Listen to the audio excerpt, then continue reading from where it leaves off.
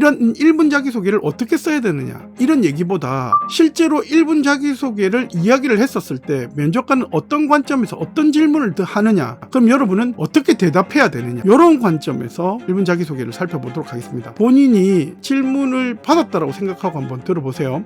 기준치보다 1도 높다는 것은 누군가가 잘못했다는 건데 그럼 누가 잘못한 겁니까? 이 내용 어디에서도 결과에 대한 부분은 없습니다. 그냥 나는 그걸 폐기했고 막았다. 그럼 문제가 안 생겼어. 그거는 본인의 생각이지 회사에서는 문제라고 생각할 수도 있는 거잖아요. 이 내용만 봐서는 보고를 했는지 안 했는지조차도 알 수가 없는 거예요. 그러면 이분은 심각한 문제를 일으킨 걸 수도 있다. 그래서 이런 부분에 대해서 반드시 질문이 나올 수도 있다. 자, 먼저 1분 자기소개 샘플을 제가 보여드리도록 하겠습니다. 여러분이 클릭해 주시는 좋아요와 구독은 영상을 만드는데 큰 힘이 됩니다. 감사합니다.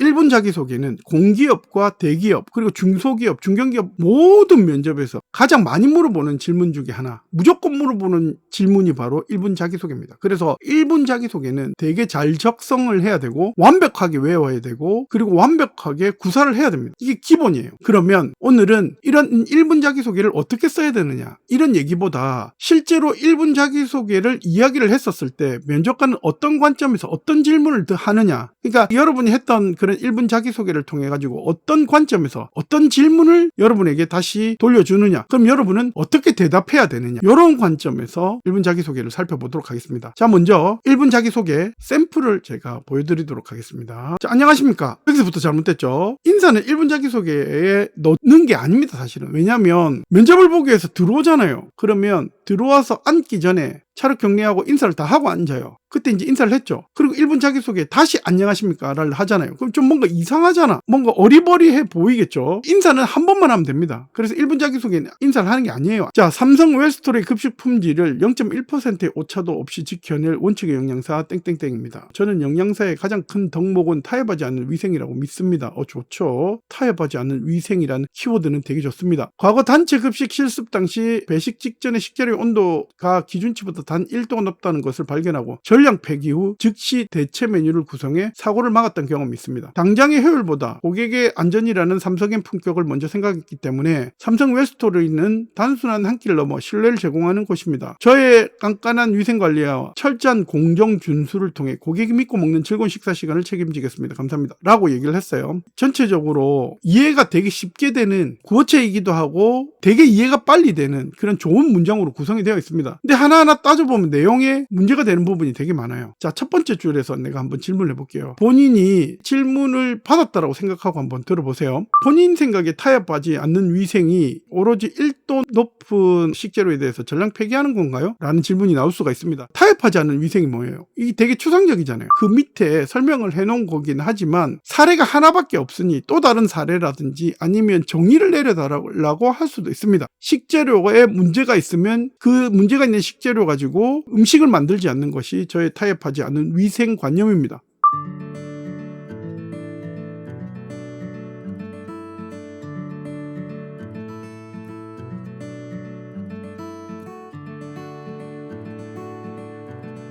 다음으로 배식 직전 식재료의 온도가 기준치보다 단 1도가 높다. 그래서 그걸 발견하고 전량 폐기했다. 그러면 여기서 어떤 문제가 생깁니까? 기준치보다 1도 높게 보관을 하던 자체가 누군가의 실수인 거잖아요. 그 실수는 누가 했습니까? 조리원들이 실수했다고 해봅시다. 그럼 이게 오로지 내가 무조건 잘한 일일까요? 그조차도 영양사나 식품위생관리사의 잘못이 없다라고 판단할 수 없는 거예요. 결국은 책임자가 책임을 져야 되는 겁니다. 그분들이 조리하시는 분이 설사 실수를 했다고 하더라도 그 책임은 윗사람들이 지는 거예요. 그럼 내가 잘못한 게 되는 겁니다. 원인이 문제가 될 수도 있는 부분에서 원인은 아무도 따지질 않았다라는 거예요. 나는 따지지 않았다라는 겁니다. 그럼 이 이면에는 내가 잘못했는데 그 책임질 사람 없이 일단 나는 이 현상에 대해서 뭔가를 해결했다. 그러면 그 이전에 그럼 또 앞으로도 똑같이 이런 문제가 반복될 수 있다라는 거죠. 그럼 이런 부분에서도 질문이 나올 수가 있는 겁니다. 누가 잘못한 건가요? 그리고 또 하나 가장 치명적인 문제가 있습니다. 자, 단 1도 높다. 그걸 발견해서 전량 폐기를 했다. 그러면 법적으로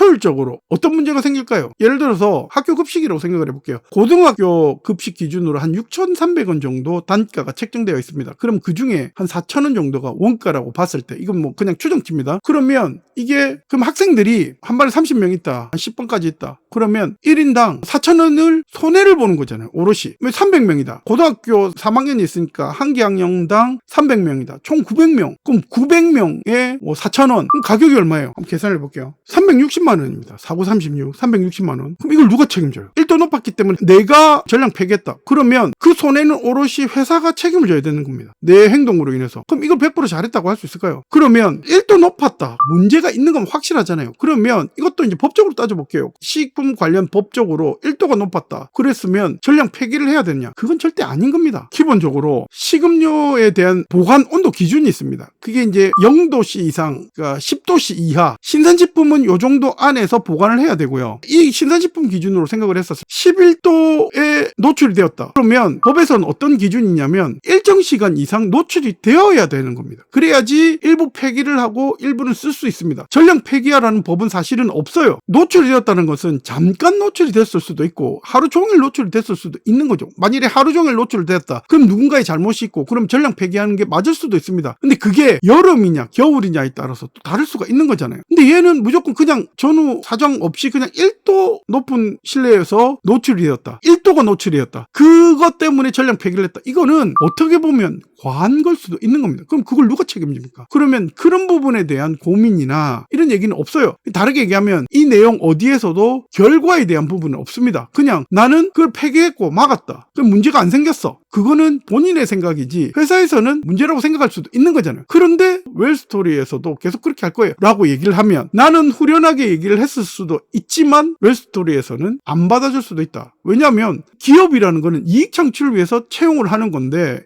얘는 무슨 문제가 있으면 전후사정 가리지도 않고 무조건 폐기를 하는 사람일 수도 있겠구나 라는 생각이 들 수도 있는 거죠. 심각한 상황이면 당연히 폐기를 해야 되죠. 그러고 나서 보고를 해야 되겠죠. 혹은 보고하고 폐기를 해야 될 수도 있습니다. 이 내용만 봐서는 보고를 했는지 안 했는지조차도 알 수가 없는 거예요. 그러면 이분은 되게 심각한 문제를 일으킨 걸 수도 있다. 그래서 이런 부분에 대해서 반드시 질문이 나올 수도 있다. 그러면 오히려 역으로 그럼 어떤 식음료였고 그 식음료의 보관 온도가 법적으로 몇 도였습니까? 그래서 1도가 높았다는 것은 어떤 환경이었나요? 라는 구체적으로 디테일한 질문이 들어올 수 있겠죠. 그럼 여기서부터 버벅거릴 수 있다는 겁니다. 그래서 1분 자기소개에는 내가 어떤 질문이 이 자기소개를 통해 가지고 나올 수 있다. 그런 것까지 감안을 해서 그 질문까지 준비를 해서 가는 게 1분 자기소개에 높은 점수를 받을 수 있는 가장 좋은 방법이다. 지금까지 시청해 주셔서 감사합니다. 좋아요와 구독 부탁드립니다. 감사합니다.